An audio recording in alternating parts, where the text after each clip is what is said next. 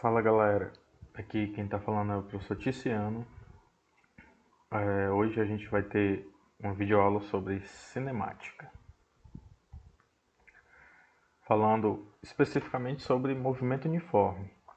Como a palavra diz, movimento uniforme, algo vai ser uniforme, algo vai ser constante. Então, para caracterizar esse movimento uniforme, o veículo, o móvel, o objeto, ele vai percorrer distâncias iguais em intervalos de tempos iguais. Ou seja, a gente pode caracterizar um movimento uniforme com uma velocidade constante e diferente de zero. Isso quer dizer que sempre que a velocidade for constante, velocidade de um móvel for constante, a gente tem um movimento uniforme. Se esse veículo, esse corpo andar em linha reta, a gente vai ter um movimento retilíneo uniforme, ok? Para esse movimento, a gente tem a equação horária da posição. Horária,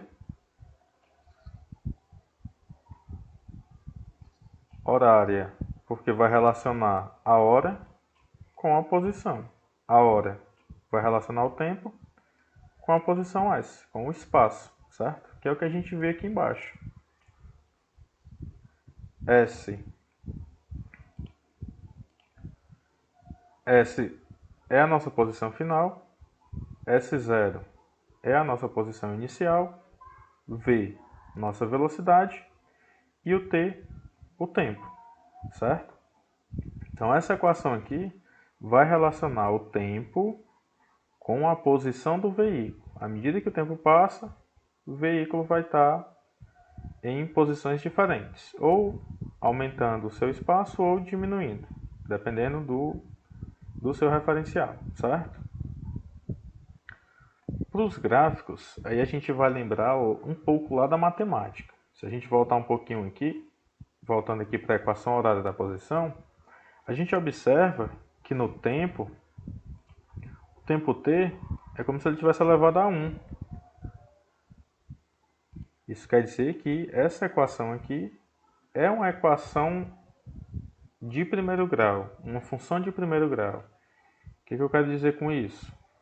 Que lá nos gráficos, nosso primeiro gráfico mais fácil é o gráfico da velocidade em função do tempo. Como a velocidade no movimento uniforme é constante, o gráfico de uma função constante é sempre uma reta paralela ao eixo dos tempos. Se essa velocidade for positiva, o gráfico está acima do eixo dos tempos. Se essa velocidade for negativa, o gráfico vai estar abaixo do eixo dos tempos, certo? Então, o gráfico da velocidade em função do tempo, sempre uma linha reta, uma linha constante, ou acima do eixo dos tempos, ou abaixo do eixo dos tempos. Vai depender do sinal da velocidade. Para a velocidade positiva, a gente tem um gráfico acima. Para a velocidade negativa, a gente vai ter um gráfico abaixo do eixo dos tempos, ok? Isso caracteriza um movimento progressivo ou um movimento retrógrado. Como a gente viu em sala de aula, o movimento progressivo, a velocidade vai crescendo, o espaço vai crescendo à medida que o tempo passa, caracterizando uma velocidade positiva. Já no movimento retrógrado, o espaço vai diminuindo à medida que o tempo vai passando, caracterizando assim uma velocidade negativa. Já o gráfico da posição, lembrando lá da matemática e da equação horária da posição, a função não é uma função de primeiro grau, um gráfico para uma função de primeiro grau sempre é uma linha reta. Uma linha reta crescente ou uma linha reta decrescente. Vai depender também do sinal da velocidade. Se a velocidade ela for positiva, a gente tem aqui embaixo, a velocidade positiva,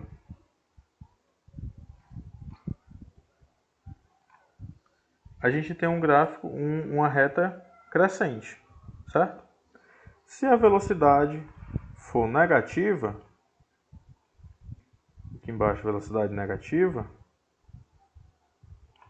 a gente vai ter um gráfico decrescente, como mostra aqui os nossos exemplos.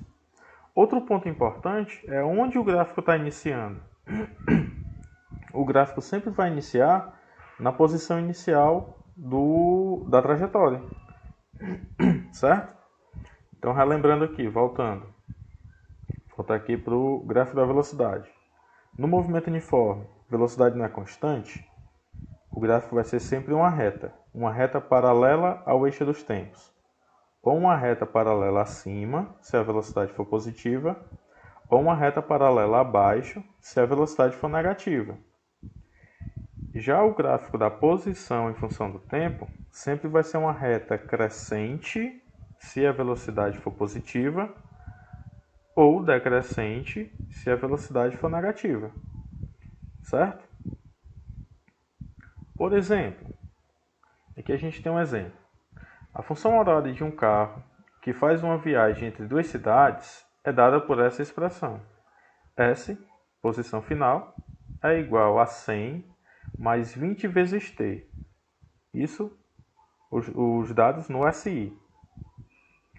Determine em unidades do sistema internacional, determine no SI a posição inicial, a velocidade e a posição final desse veículo, desse carro, decorrido 30 segundos.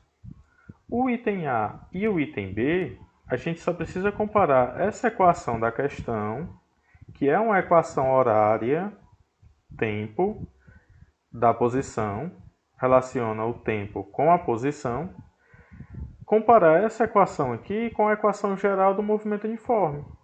Então, o que a gente precisa fazer? Comparar a equação que a questão nos deu com a equação geral do movimento uniforme. Percebam que na equação geral, a velocidade é quem está multiplicando o tempo. Ela vem sempre próximo ao tempo. O que isso quer dizer? Que esse 20 vezes t, o 20 que está aqui do lado do t, do lado do tempo, é a nossa velocidade. E o termo que está sozinho, o número, o 100 que está aqui sozinho, não está multiplicando ninguém, ele vai ser quem? Nossa posição inicial. Então percebam que a posição inicial é o 100, os 100 metros, e a velocidade é quem está do lado do tempo, do lado do t, é o 20 metros por segundo, certo? Então item A e item B tá facinho. O item C, ele pede a posição final do veículo quando o tempo for 30 segundos. O que a gente vai fazer? Pega essa mesma equação que a questão nos forneceu e no lugar do tempo a gente vai trocar e colocar 30. O restante agora é só matemática. Primeiro, multiplica, 20 vezes 30 dá 600. Depois, soma com 100. 100 mais 600, 700 metros. Ok? Dos gráficos, temos algumas propriedades. Para o gráfico da velocidade em função do tempo, se a gente pegar a área dessa região, a área desse espaço aqui,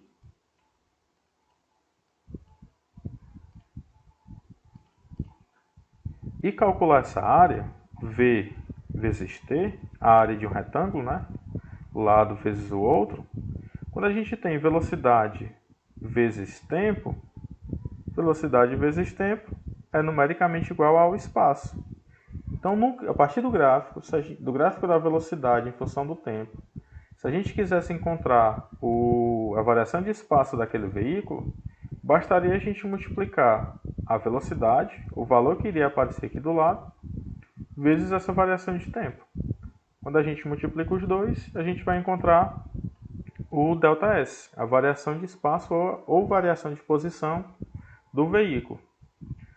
Já o gráfico da posição em função do tempo, se a gente pegar a tangente desse gráfico, a inclinação do gráfico, lá na matemática, lá na trigonometria, o que seria a tangente do ângulo? Cateto oposto sobre cateto adjacente. Se a gente observar aqui, nessa figurinha, a gente tem um triângulo triângulo retângulo, onde um dos lados é esse mesmo lado aqui do eixo dos espaços, da posição, que é a nossa variação de espaço, e o outro lado, o lado aqui de baixo, é o eixo dos tempos, é a variação de tempo. Se a gente pegasse tangente de alfa, que é cateto oposto, ΔS, sobre cateto adjacente, ΔT, a gente teria essa tangente de alfa igual seria numericamente igual à velocidade. Então, a partir do gráfico, a gente também pode tirar essas informações como velocidade, se o gráfico for da posição em função do tempo, ou, voltando aqui um pouco, né, se o gráfico for da velocidade em função do tempo, se a gente calcular a área desse gráfico, a gente tem um espaço, certo? Percebam, velocidade em função do tempo vai nos fornecer o quê? O ΔS, variação de espaço. O gráfico espaço em função do tempo vai nos fornecer o quê? A velocidade, certo? No mais, essa parte teórica de movimento uniforme seria isso. Agradeço a atenção de todos.